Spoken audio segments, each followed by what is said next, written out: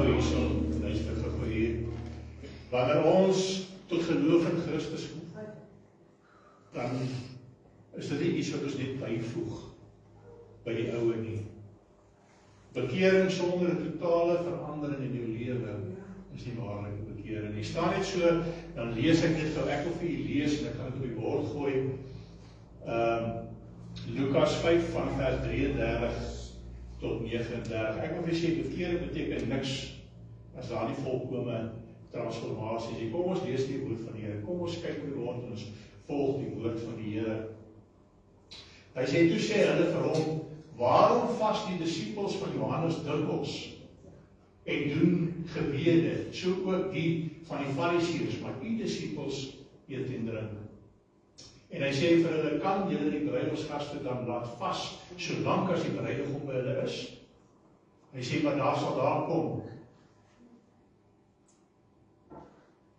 Daar sal daar kom, wanneer die bruidegom van hulle weggeneem word, en dan sal hulle vas in daardie dae. En hy het ook aan hulle gelykenis vertel. Hy sê, niemand sit 'n lamp van 'n nuwe kleed op 'n ou kleed nie, anders skeur dit die nuwe ook.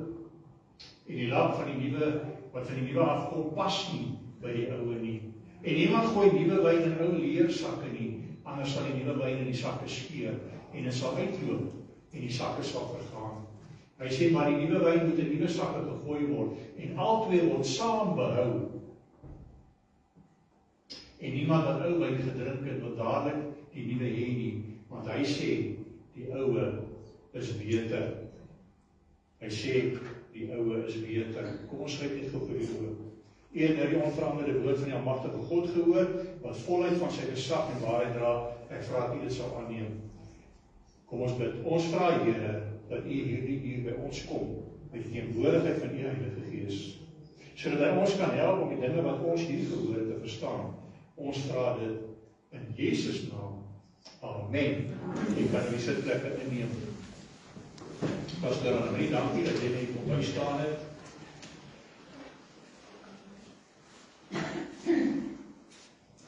Nou ons lees, wat ons hier gelees het, is die fariseërs kom, hier in Lukas 5 van vers 33.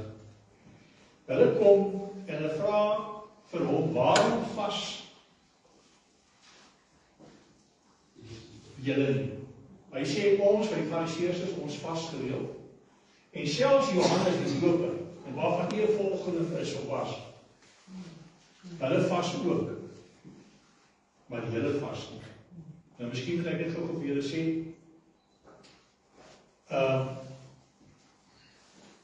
wat is 'n disipel? Ons dink altyd die disipels is nie die volgelinge van Jesus, nee, maar almal, 'n disipel is iemand wat iemand volg, 'n leerling volg, 'n leerstelling. Dis eintlik studente wat agter hulle leermeester gaan, waar hy gaan hulle en hulle leer by hom. En so die fariseërs, natuurlik die Jode, meeste van die Jode was natuurlik maar hulle disipels, hulle was die leiers, en Jesus weet ons 'n disipels gehad, en Johannes die Doper, hy het ook disipels gehad, mense wat hom gevolg het, en daar selfs 'n vermoede dat Jesus waarskynlik vir 'n tyd lank 'n disipel van Johannes was, totdat hy gereed was, net om sy ampt op te neem. Op die regte tyd toe Jesus gaan, hy's 30 jaar oud, sê die skrif, toe het hy gegaan om gedoop te word, en ek dink toe is daar iets geopenbaar by Johannes, dat hierdie neef, hierdie disipel van hom, is eintlik die een wat nie waardig is om sy skoenrieme los te maak.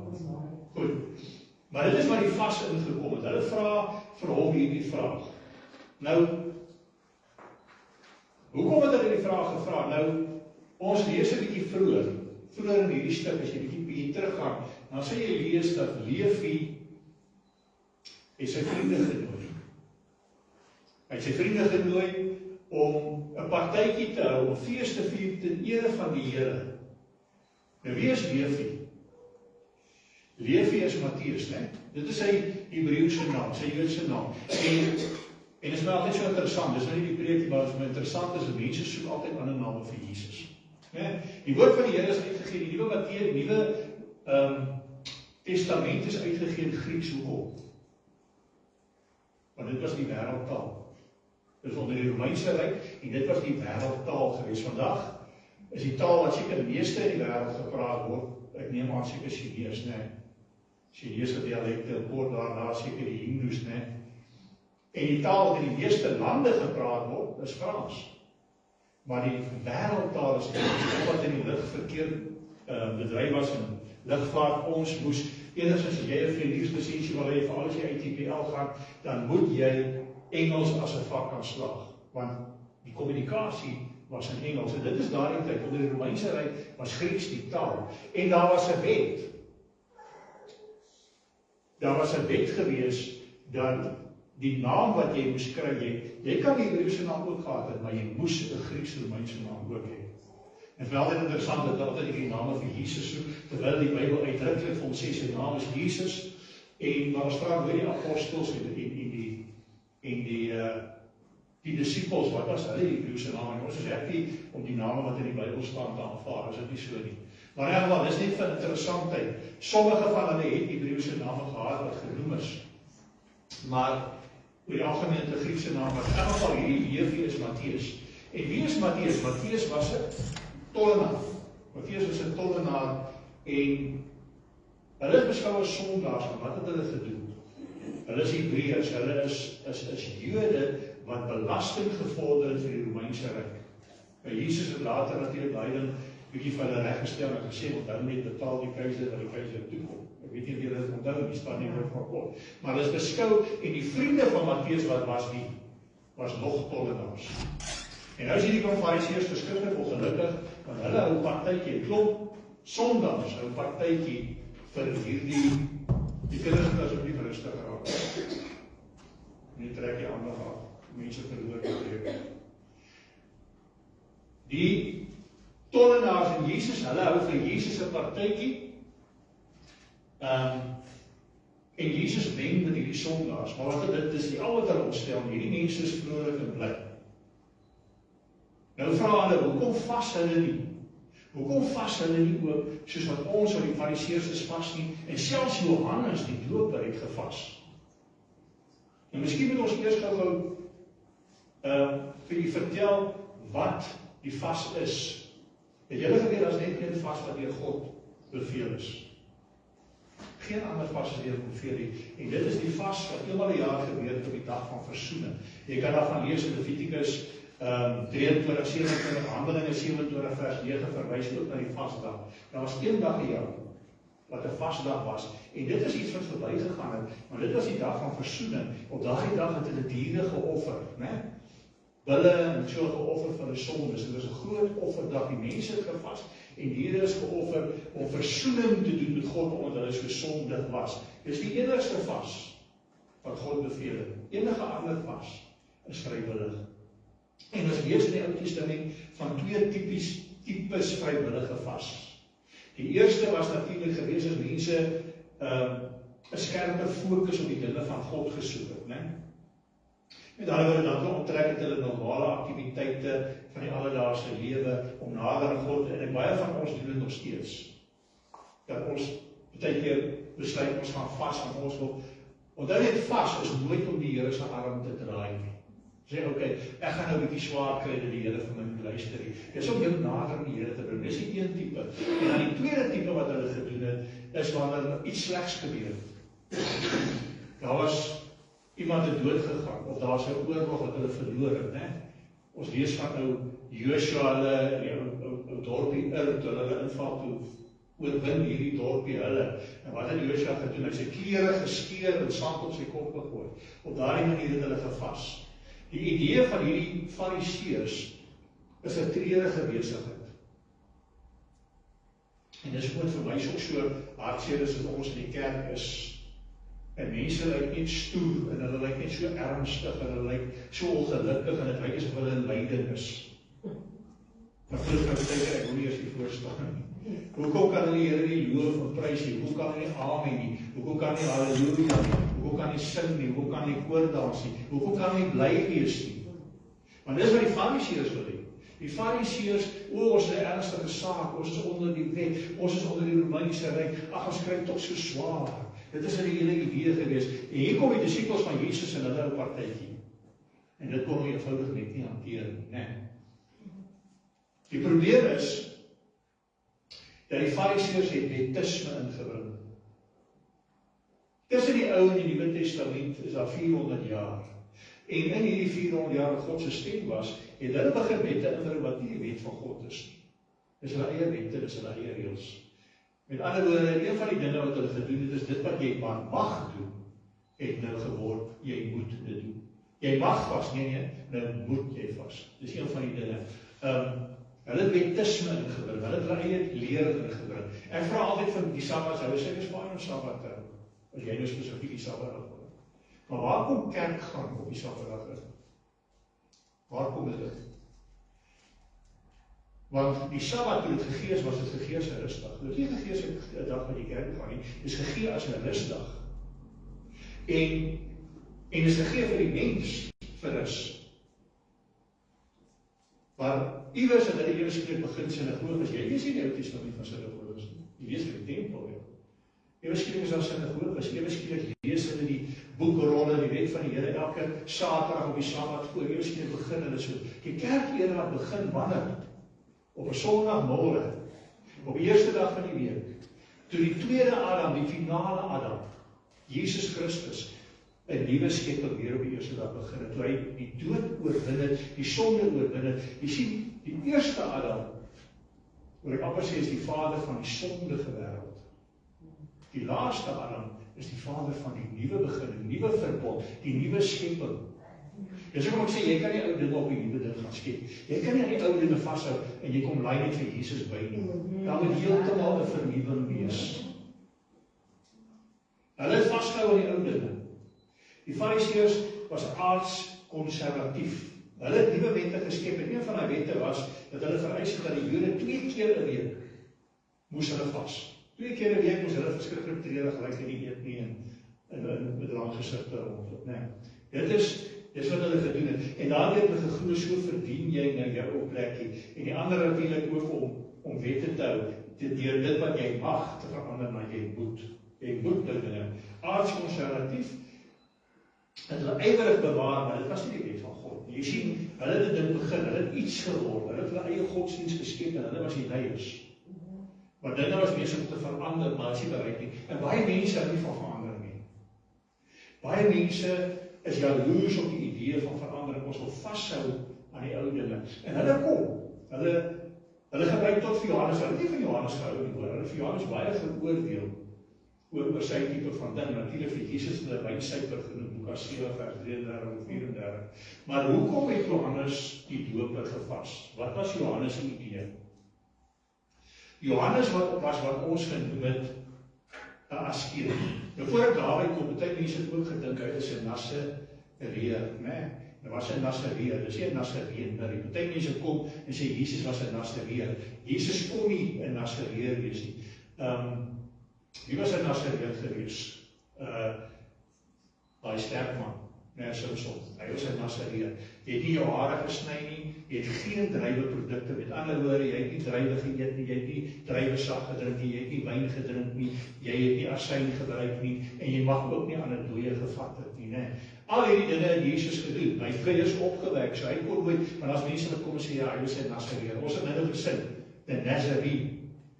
He's a Nazarene, not a Nazarite. A Nazarite is dan 'n ou wat uit vrye wil sekere goed nie gedoen het nie, om ook nader aan die Here te wees. En dis waarskynlik ook Johannes se geval, maar ons weet nie dit nie, maar ons wel weet hy's 'n askeet. En wat is 'n askeet? Dis 'n ou wat permanent vas. Dis 'n ou wat 'n keuse gemaak het en gesê, ek soek niks van die wêreld se luukses nie. Ek soek nie lekker kos nie, ek dra nie mooi klere nie, ek onthou my heeltemal, ek fokus net op God. Met ander woorde, ons wanneer ons vas fokus ons baie sterk op God. Hy doen dit permanent. Hy het dit permanent gedoen. Dis hoekom hy springkane geëet het in hulle hele. Hy het nie lekker goed geëet nie. Hy het net water gedrink. Dis hoekom hulle gevra, wie is nou eintlik die Messias? Jesus, die wynsuiper, of Johannes wat nie wyn drink nie? Johannes het net water gedrink. Johannes het stikkende klere gedra. Trouwens, daar's vermoede dat die meeste van die tyd eintlik naak rondgeloop het, né? Hy het homself maar net bedek ter wille van oordentlikheid, maar hy was glad nie. Hy was 'n askeet geweest en daarom het hy ook sy disippels aangemoedig om gereeld te vas. Maar dis 'n keuse, dis nie 'n moet nie. Maar nou kom die Here Jesus Christus. Nou mense het mense wat aan die oue vashou en terwyl mense wil na die nuwe toe beweeg. En ek gaan nie te veel daar, ek het al so baie gepreek gesê as ons tot die Here bekeer, is daar sekere dinge wat jy opneem, en daar sekere dinge wat jy laat staan. Is dit nie so nie? En, maar ons het altyd die vraag vra, as ons iets wil bewaar, iets wat oud is, hoekom doen ons dit? Wat is die waarde daarvan? Waarom doen ons dit? Moet ons dit ook doen, of nie? Ek het al baie vir gepraat van skaduwees, en simboliek. Wat is die simboliek? Wat is die verbygaande? Wat is die skaduwees? Dis verbygaande dinge, né? Ons sien die skaduwee kom tot in die liggaam daar is. En wat is ewigdurende dinge? Wat is wel moet vashou? En nou, hulle vra vir Jesus, wat van die disippels? Ons vas. Johannes hulle vas. Nou wat van jy en jou mense? En die Here draai dit eintlik om, want hy kom en hy sê, hy praat van die bruidegom en die bruid. Wat hy eintlik vir hulle vra is, watter tyd is dit? Hoe laat is dit? Maar nie bedoelende hoe laat is, kyk nou op jou horlosie of kyk op jou sandalie. Hy bedoel, watter tydlyn, waar is ons in die tydlyn? Maar daar's 'n profetiese tydlyn in die Bybel. Daar is aan die begin af 'n reddende plan, wat met 'n tyd loop. Besef julle, hy vra eintlik vir hulle, besef julle, waar dit is, want wat sê hy vir hulle? Hy vra vir hulle, hy openbaar homself deur te sê, ek het nou gekom. Van Genesis tot en met nou, het die profete in die hele Ou Testament inligting gegee van die koninkryk wat sou kom. Daar's altyd bygevoeg. Julle sal onthou dat daar's 'n Ethiopië, ons lees van Handelinge 8. En wat lees hy? Hy lees Jesaja.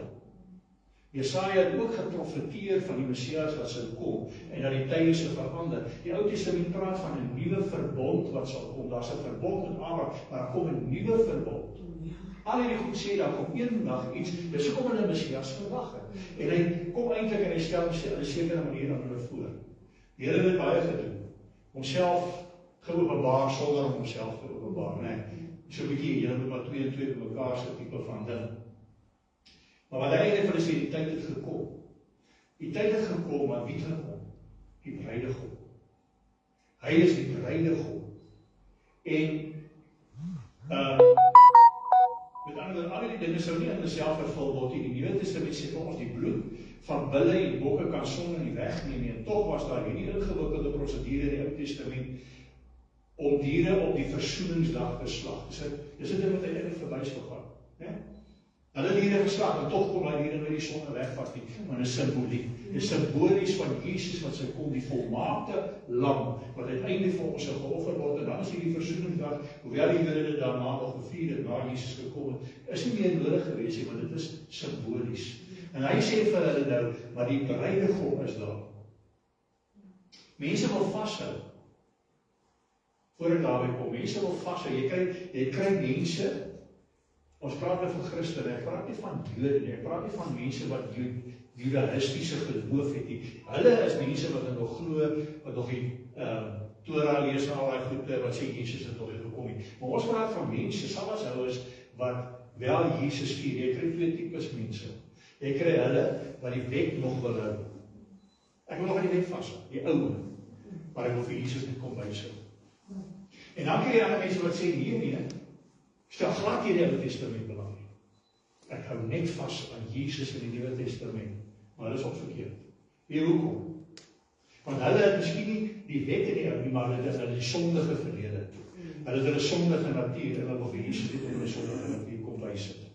Hulle wil nie verander nie. Dis maar net, nie een van hulle wil verander nie. Die ou wat aan die wet, wat in die wet vashou, wil nie verander nie. En die ou wat aan sonde wil vashou, wil ook nie verander nie. Ons wil net vir Jesus bysit. En dis waar hierdie gelykenisse inkom. Dis waar die Here sê, maar nou sê hy eers die bruidegom het gekom. En wanneer die troue is, vas die vriende van die bruidegom nie meer nie, want die bruidegom is daar. Hulle is ons nou bly. Hulle treur ons nie. Wanneer die bruidegom kom, is die vastheid verby. Wanneer die bruidegom kom, is dit tyd om fees te vier. Is dit nie so nie? Israel was in die Ou Testament die bruid van Christus. Maar dit Jesus nie aanvaar nie. En in die Nuwe Testament is die kerk die bruid van Christus. So ons moet bly wees, dis hoe ek sê, ons moet juig, ons moet opgewonde wees. Ons moet bly lyk ook. Maar hy baie ook ander. Dis my sterkste. party kerke, nie party kerke, hierdie kerk ook al, mense gesien daai hartheid in die gesigte, hulle lyk tog so ongelukkig, en hulle lyk tog so ernstig. Ja, die kerk is 'n plek van orde, maar nie bedoelende orde dat jy mag nou geen emosie toon nie. Bedoel maar nie, dan moet nie chaos wees nie, maar ons moet bly wees. Ons mag bly wees. Die Here wil sien ons is bly. Ons praat van lofsange, maar dan klink dit nie altyd so. Ek het al by 'n sekere kerk gesit buite. Nou hoor ek weet nie of dit 'n lofsang is of 'n begrafnislied is wat dan gaan. Is ons nog bly? Wat die Here gedoen het, die Here is so stil. Ons moet bly wees, en dis wat die Here vir hulle sê, hierdie mense is bly. Matteus hulle vier fees, want hulle is bly, want die bruidegom het gekom. Hy sê, maar daar sal 'n tyd kom wanneer die bruidegom weggeneem sal word, wanneer hy opvaar, en dan sal dit tyd wees vir vas. En as ons die geskiedenis kyk, wat interessant is nadat Jesus opgevaar na die hemel, het daar 'n groot herlewing plaasgevind waar mense weer begin vas het, om nader die Here te wees, nee. Maar ons hoef nie reg, ja, dit is goed om dit soms te doen. Maar eintlik het ons het die Heilige Gees by ons, ons het God altyd by ons. Ja, om nader te beweeg, ja, om sy aangesig te soek, ja, om antwoorde te soek, wat ondiens. Maar moenie vas omdat hy ver is, want as hy ver is dit jou eie skuld, want jy gaan ver hou. Hy sien by ons. En nou kom hierdie gelykenis. Hy vertel eintlik twee gelykenisse. Een vertel hy vir hulle van die materiaal. Hy sê as 'n broek nou stukkend is, kry nou 'n gat in. Dan vat jy mos nie 'n nuwe stuk lap en jy lap daai broek nie. Op die eerste plek om 'n nuwe broekstukke is my om 'n ander ou broek te lap, so stupid is. Maar kom ons sê nou jy het 'n stuk lap, 'n nuwe stuk lap. Hy sê nie doen dit nie, want wat gebeur? As daai broek nou gewas word, dan krimp daai lap.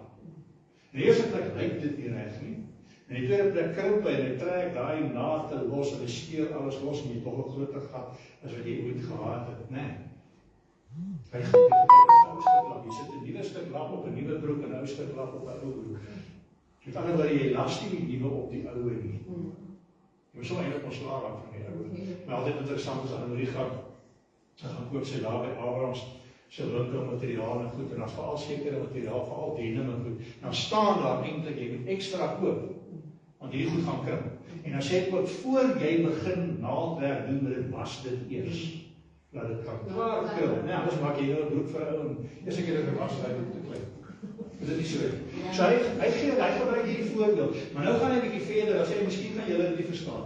Miskien is julle nou nie so in die naaldwerk dinge nie. Maar iets wat wel vir julle dalk belangrik is julle wyn, né?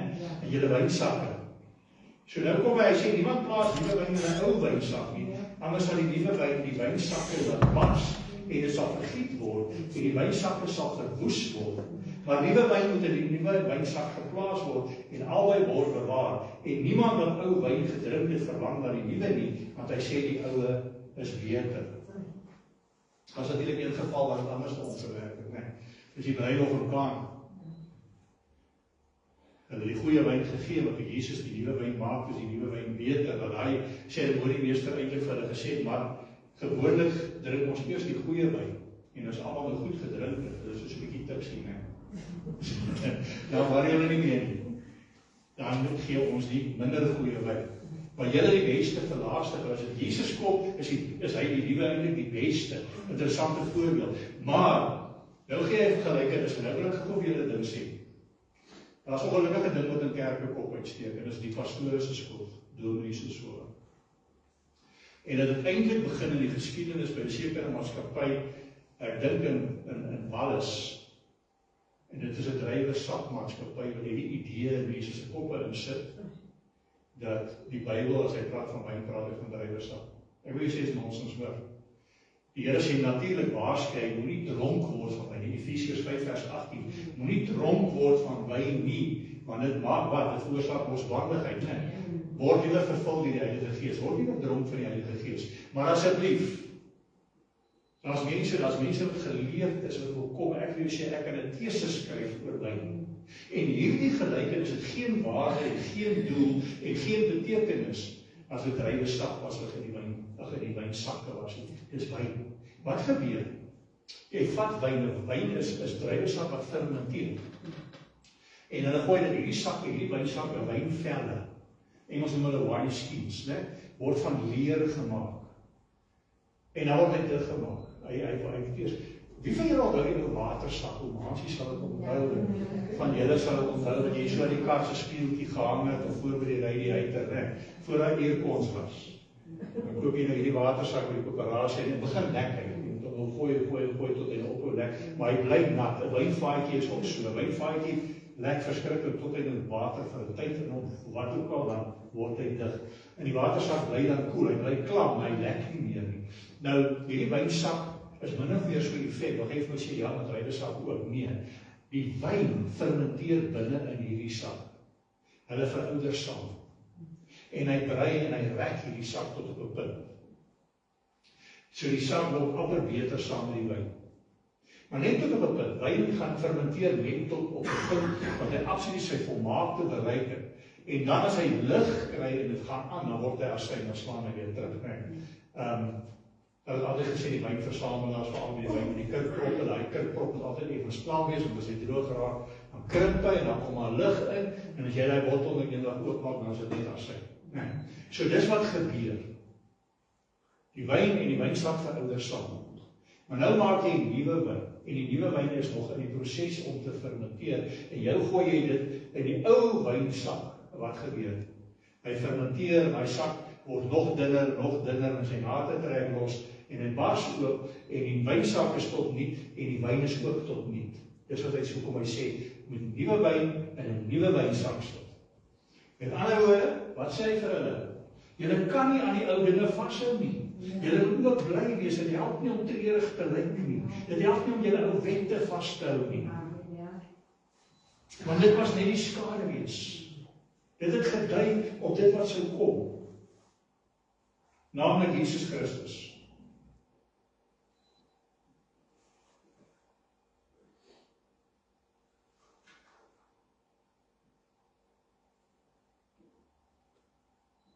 Hy sê, die wette is vervul. Watter wette praat hy van?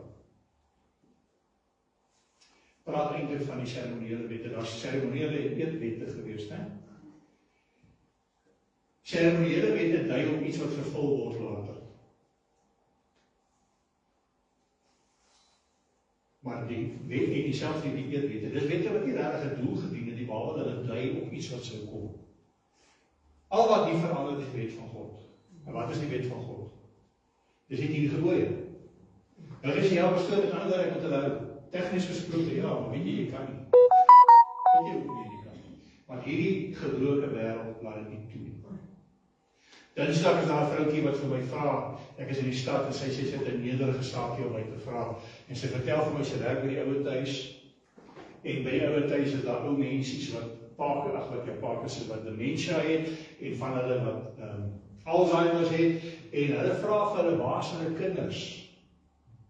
Of wanneer kom kuier hulle kinders of wat ook al en dan moet hulle ongelukkig die ou mense rustig maak en dan loop hulle. Vertel vir julle kinders net of julle kinders was nou hier en was hulle nie daar nie. Nee, of hulle kom nou, maar eintlik kom hulle nie om hulle rustig te maak. En dit pla verskriklik. Sy gaan nou hel toe gaan want sy hoop vir die ou mense. Maar ek wil vir haar rustig maak. Ek wil vir haar sê, ons moet gaan kyk, ja, lewens is een van die dinge, die gebooie, die lewens vandaan. Openbaring 22 ook genoem. Daar aan die einde wat die Here praat daarvan, of Johannes skryf daar, praat van verskriklike sondes. En dan noem hy ook die wat leuns liefhet en doen. Maar nou moet jy mooi luister hoe sy het gesê, die wat leuns liefhet en doen. Wie leuns lief? Mense wat bedrieërs is, mense wat vals is. Leuns, as jy gaan lees, Salomo skryf in Spreuke 6. Daar 6 dinge wat God haat, en 7 is hom 'n gruwel. En dis eintlik 6 dinge. Maar leuns word 2 keer genoem. Dit maak dit 7. En wat doen daai leuns? Dis leuns wat jouself bevorder ten koste van 'n ander een. Met ander woorde, jy benadeel aan 'n een om jouself te verbeter of om 'n ander een te benadeel. Met ander woorde, dit gaan daaroor om ander mense seer te maak. Nou sê ek nie leuns is reg nie, maar ons lewe in 'n onperfekte wêreld. In 'n perfekte wêreld sou daai ou mense nie gelei het aan Alzheimer's nie. by die nuwe wêreld, gaan daar nie sulke goed wees nie. En dit was nie daar nie tot die sonde gekom het. Sou daar nie Alzheimer's wees nie, sou daar nie dementia wees nie, sou kinders lief gewees het vir hulle ouers nie daar ingedruk en gelos het nie. Dis 'n perfekte wêreld, ons is nie 'n perfekte wêreld nie. En ek soos ek ry ook, kry jy ouens wat nie so goed ry nie, né? En ek gee so 'n bietjie vir hulle. Of hulle ry baie treurig, of hulle ry baie onbeskik. En dan die dae wat ek gesaaiens gegooi het en woorde gesê het, is te lank al verby. Maar daar's 'n tannie, ek het julle al vertel van haar in Port Elizabeth toe ek geloseer het, toe die jong ouetjie was, en die mense daar so gedink is, dan gooi sy net so 'n sweetjie. Dus sy word tannie nooit kwaad, en sê nee my kind, ek wys dit net nie, maar die Here hoor my bron. Nee, en dit is so ek ook is. Jy weet, hier binne jou doen jy eintlik sonde. Want die wêreld veroorsaak dit. Of jy ry by 'n poppie verby, die rokkie is dalk baie kort. Hoe sê jy altyd? Jy sien, maar jy kyk nie. Of jy kyk en jy sien nie. En die woord van die Here sê, as jy vir 'n sekonde begeer het, dat jy reeds egbreek gepleeg. So ons lewe in 'n wêreld waar jy wil graag, jy sien, dis die verskil. Die godsdienstige dink hy aan die gebooie hou. En hy wil dit hou. En hy wil so in die hemel kom. Die Christen wil ook die gebooie hou, maar nie om in die hemel te kom nie, omdat hy gered is, omdat hy lief is vir die Here, het hy verander. Maar ongelukkig laat die wêreld dit nie toe nie. En dan is daar soms hier ook sonnetjies wat in ons lewe plaasvind, nee. Maar daai wet het nie weggeval nie. Daai wet is nog steeds vir ons 'n riglyn om ons te sê wat sonde is en vir ons eintlik te oortuig hoekom ons Jesus so verskriklik nodig in ons lewens het. Dis wat ons nodig het, die Here Jesus Christus.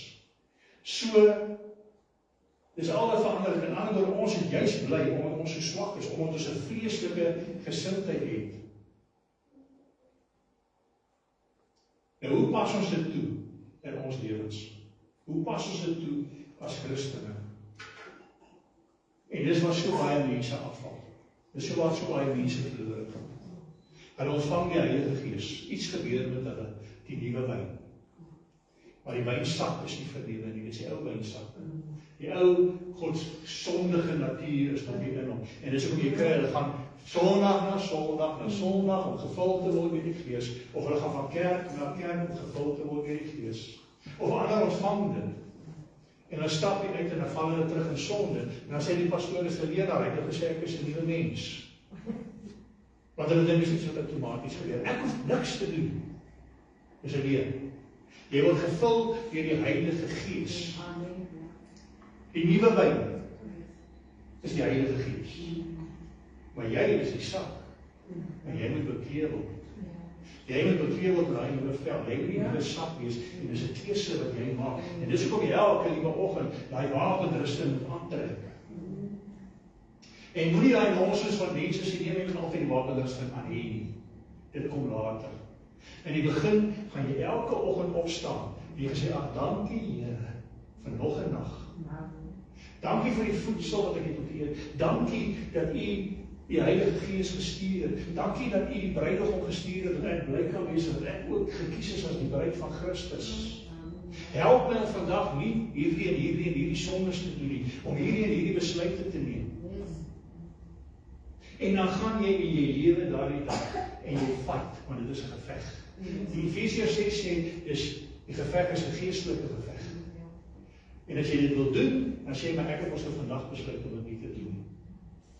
Maar ek doen dit uit 'n keuse, ek het 'n keuse, daar sê ek moet nie, ek kies, ek mag maar nie sonde doen nie. Hoor wat ek sê, jy mag maar nie sonde doen nie. Nie jy moet nie sonde doen nie, jy mag maar daai keuse maak. Om te sê, ek gaan nie vandag sonde doen nie.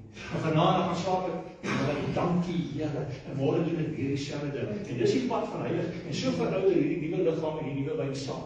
En dit word al beter. Dis wat moet gebeur. En uiteindelik, julle onthou verlede week het ek julle vertel van die koning. Wat 'n beter mens wou wees, want hy het hierdie mooi vrou, né? So elke oggend dan vroeg, dan gemeer hy homself mos nou, nee, hy sit vir 'n masker op.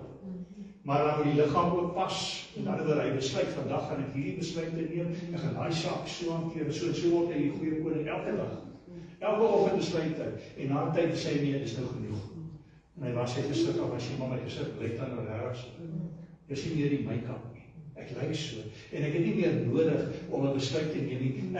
Ek nie maak my keuses outomaties. Dis hoe mens heilig maak. So jy trek wapenrusting aan as Christen elke oggend. Elke oggend trek jy dit aan. Maar dan kom 'n dag, jy agterkom maar weer wat die wapenrusting is klaar. Ek het nie nodig om voor te gee nie. Ek het nie nodig om besluite te neem. Ja, ek praat nog steeds met die Here, maar nou doen ek dit nie meer reg om sy hulp nodig het nie. Nou is dit net uit dankbaarheid. Prys die Here. Kom ek vertel jou gou geheim as jy verslaaf is aan iets. En dit kan enige verslawing wees, want verslawing is eintlik, hulle noem dit dopamienverslawing. Dit kan nou wees, jy kan dit nou kry uit pille, jy kan dit nou kry uit sigarette, jy kan dit nou kry uit drank, jy kan dit nou kry uit pornografie, jy kan dit kry uit speletjies, wat ook al, die ding is wat jou gelukkig maak, is 'n verslawing. En nou wil jy ontslae raak daarvan. Wie ontslaag mense nie? Hulle kry dit reg vir 'n dag, hulle kry dit reg vir 2 dae, hulle kry dit reg vir 3 dae, partykeer vir 'n week, maar hulle val weer terug. Hier hoekom? Die vyand sê vir hulle, jy mag nie. Dis vir altyd. Jy gaan jou hele lewe lank met daai begeerte rondom. Dit is so finaal. Jy mag nie. En dan val hulle terug. Wie raak jy ontslae af? Jy maak 'n keuse en sê, weet wat, ek gaan nou vas van my sonde. Ek gaan nou besluit, ek gaan vir die volgende 6 dae, gaan ek hierdie ding nie doen nie.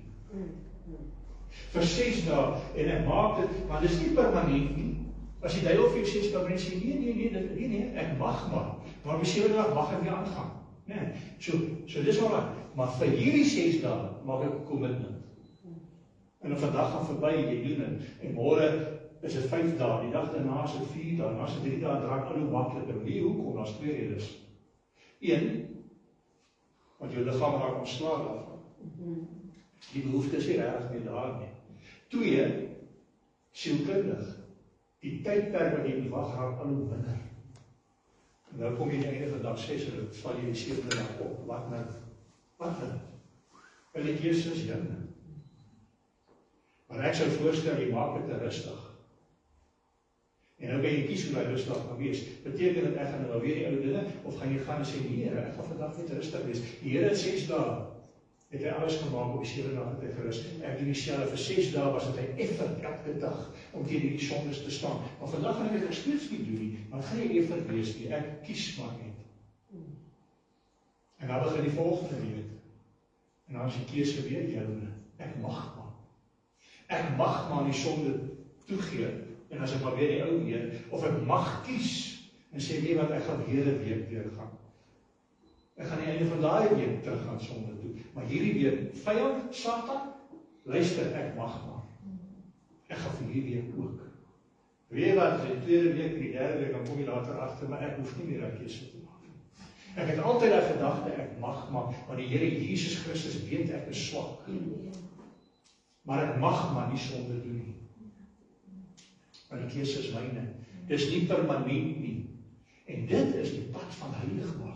Dis hoe daar die nuwe wyn en die nuwe wynsak, jy is die nuwe wynsak, jy het 'n nuwe keuse gemaak, en die nuwe wyn, en so verhouder julle saam, en dis wat heiligmaking is. Heiligmaking is daai pad wat jy loop van, en hoe beter, hoe ouer dit word, hoe beter word daai wyn.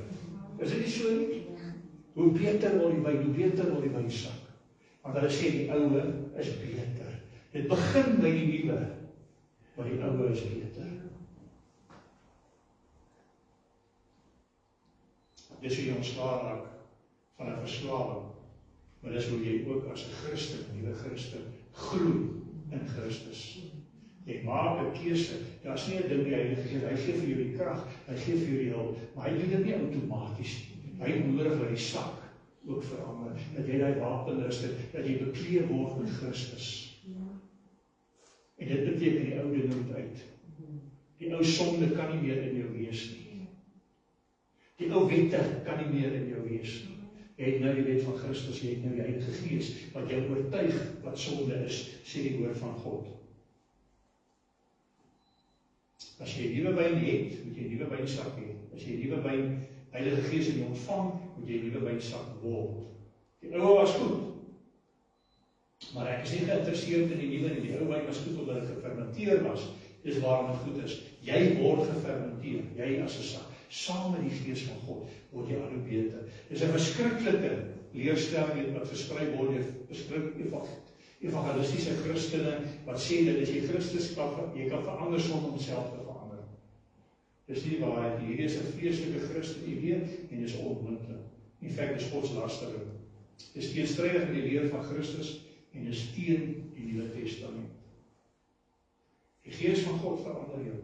Die Gees van God bring nuwe dinge. Maar jy moet bereid wees om saam te verander. Wanneer jy weergebore word deur die Heilige Gees, is jy 'n veranderde persoon. As jy nie 'n veranderde persoon is, is jou bekeringservaring vas. Jy kan nie uit die Heilige Gees gebore word en nie 'n veranderde persoon wees, dit is onmoontlik. Die heiligmaking wat na weergeboorte kom, neem ons 'n hele leeftyd en in glorie, maar verandering begin onmiddellik. Hoor mooi wat ek sê. Die bekering of die pad van heiligmaking loop jou hele lewe lang, totdat die Here jou kom haal. Dan het jy in jou volheid gekom. Dan as jy volmaakte wyn sak met die volmaakte wyn is wanneer Jesus jou kom haal. Dis 'n leeftyd. Maar die verandering is nie met tyd nie. Met ander woorde, mense wat sê nee, ek sal nog. Ek sal nog.